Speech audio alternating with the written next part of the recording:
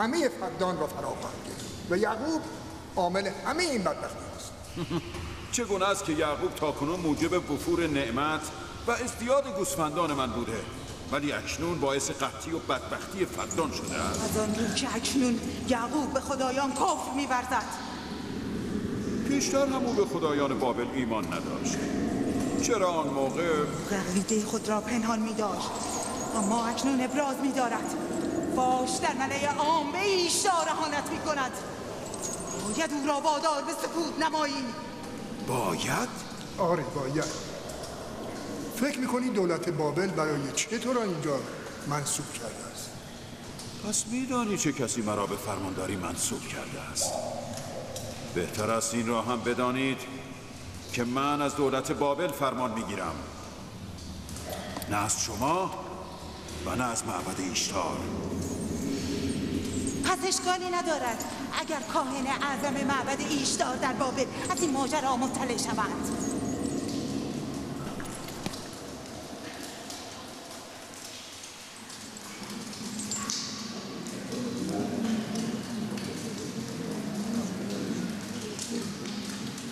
با یعقوب سخن خواهم گفت.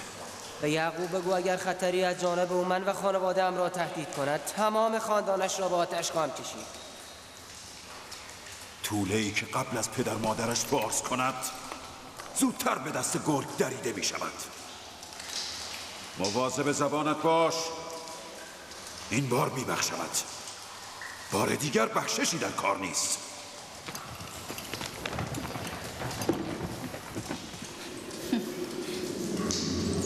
اگر قحطی موجب از بین رفتن محصول من شود، یعقوب و خانواده‌اش را زنده نخواهم گذاشت.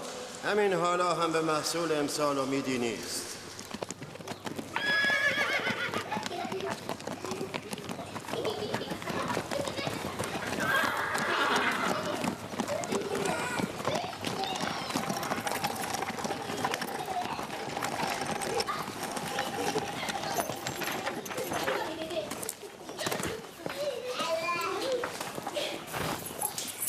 سلام پدر، خوش آمدی. سلام پدر، چه عجب. بزرگ فدان آرام و فرماندار شهر فرصتی یافته و به دیدار دخترانش آمده است. این یعقوب دست بردار نیست؟ چه شده پدر؟ باز هم کاهنان معبد ایشتار از یعقوب شکایت کردند؟ یعنی این همه بلوایی که در فدان به راه افتاده دسیسه کاهنان است و یعقوب هیچ خطایی مرتکب نشده؟ شما خوب می‌دانید که یعقوب جز انجام رسالت و ادای تکلیف کاری نمی‌کند. او را با آیین چند هزار ساله معبد ایشتار چه کار؟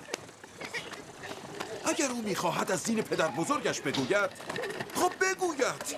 اصلاً خاندان مرا هم تبلیغ کند. اما اهانت به اعتقادات مردم چرا؟ شما اشتباه می‌کنید پدر. آنها همین تبلیغ را نیز بر نمی‌تابند. پدر، یعقوب مأمور ابلاغ آیین یکتاپرستی است. آیین پدرش اسحاق و پدر بزرگش ابراهیم. شما نیز مسئول حفظ آرامش و امنیت مردم فدان هستید. او به وظیفه‌اش عمل می‌کند، شما نیز به وظیفه خود عمل کنید. شما هم مثل او سخت سر و بی‌پروا شده اید. اگر من بخواهم به وظیفه‌ام عمل کنم که شما باید آواره کوه و بیابان شوید. پدر، من و خواهرم لیا به دین همسر خود هستیم و در ترویج آیین یکتاپرستی از او حمایت خواهیم کرد. شما همه دیوانه شده اید؟ چرا به فکر موقعیت من نیستید؟ میدانید اگر کاهن بزرگ معبد ایشتار در بابل بداند که خواهرزاده من در فدان بر علیه معبد ایشتار تبلیغ می کند، چه بر سر من خواهد آورد؟ قدرت خدای یعقوب فراتر از قدرت ارباب معابد بابل است. پس سزاوار است که ما و شما از خدای خویش بیمناک باشیم، نه از خدایان سنگی. من نه با خدای او کار دارم نه با خدای اینان. فقط میگویم یعقوب حق ندارد موقعیت مرا در فدان متزلزل کند. چه شد راهیل؟ راهیل راهیل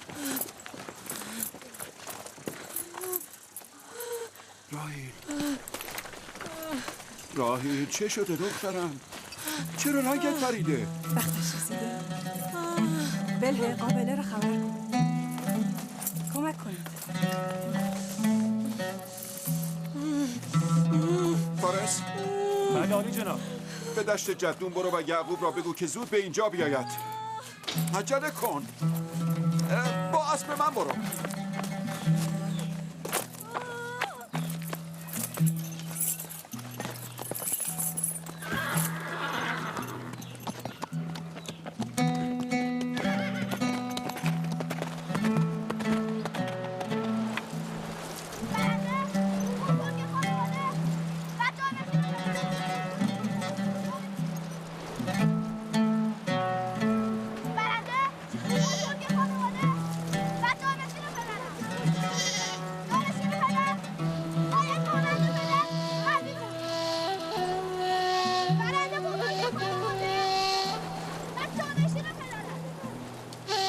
شبانی هدایت احشام است و نبوت هدایت انسان ها.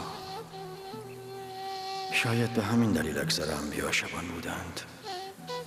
من که اسرائیل هستم فرزندانم را با گوسفندان به صحرا آوردم که هدایتگری را بیاموزند. چرا فرزندان من بنی اسرائیل زورمداری و قلدری را معیار برتری و سروری می دانند؟ من که زورگویی و قلدری را به اینان نیاموختم.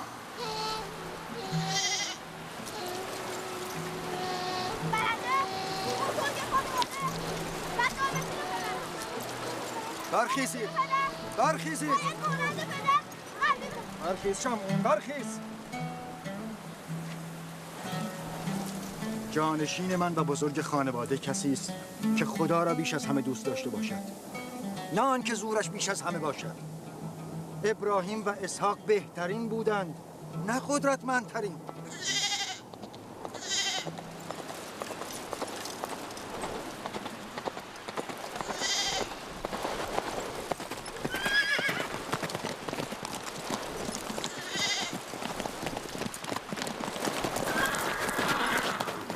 چه شده؟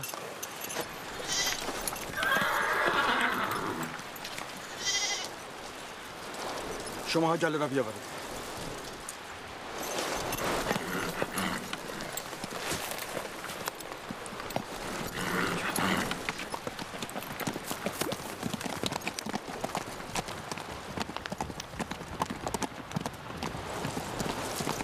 پدر کجا رفت؟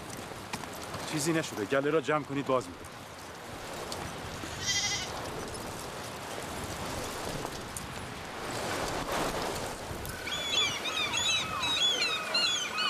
بله. راهیل هوای توست؟ بله. ببینم رابطه تو با راهیل خوب است؟ خوب بوده. تا امروز که فرزند نداشت هم راهیل با من خوب بود هم یعقوب. اگر آنها صاحب فرزند شود میدانم که هیچ یک برای من ارزشی قائل نخواهند شد. چرا این گونه فکر میکنی؟ یعقوب و راهیل انسان‌های بسیار خوبی هستند. یعقوب راهیل را خیلی دوست دارد. اگر بچه‌ای هم از او داشته باشد او را بر همه همسرانش سروری خواهد داد. مگر او چند همسر دارد؟ 4 همسر، من و لیا و زلفا و راهیل. همه همسران؟ آری، من و لیا و زلفا را دیگر فراموش خواهد کرد. عجله کن. اگر دیر برسیم همه تقصیرها به گردن من میافتد. من گمان نمی‌کنم. یعقوب مرد عادل و مهربانی است. اگر به جای حسادت کمی بر محبت خود بیفزایی هنوز هم تو را دوست خواهد داشت.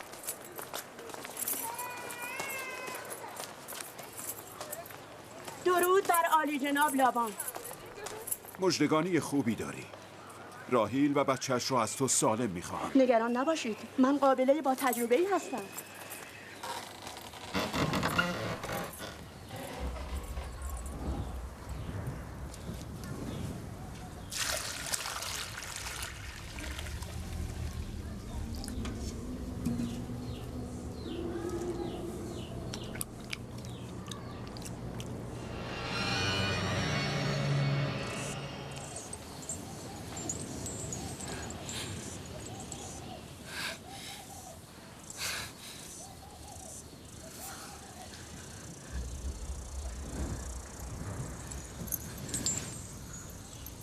نگران نباش.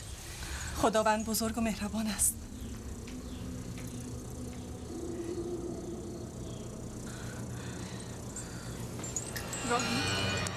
راهیل راهیل راهیل راهیل راهیل راهیل هوشو راهیل راهیل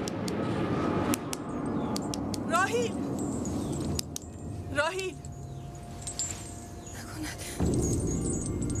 نکند که راهیل گرفتار خشم خدایان شده است.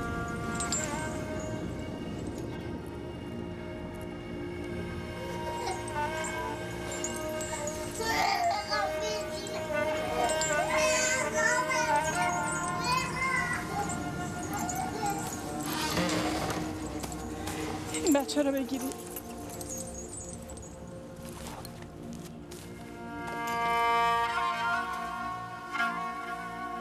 برای خالتان راهیل دعا کن. دعای شما زودتر اجابت می‌یابد.